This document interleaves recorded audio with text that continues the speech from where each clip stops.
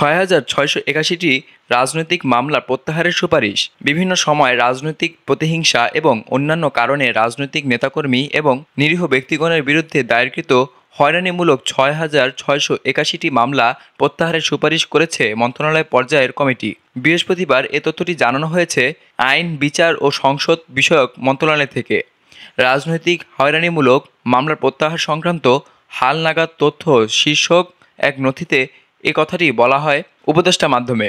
আইন, বিচার ও সংসদ বিষয়ক মন্ত্রণালয় এর সভাপতিত্বে রাজনৈতিক হয়রানিমূলক মামলা প্রত্যাহারে সুপারিশ করার লক্ষ্যে গঠিত মন্ত্রণালয় পর্যায়ের কমিটি কর্তৃক অদ্যাবধি 9টি সভায় মোট ৬,৬৮১টি মামলা প্রত্যাহারের সুপারিশ করা হয়েছে।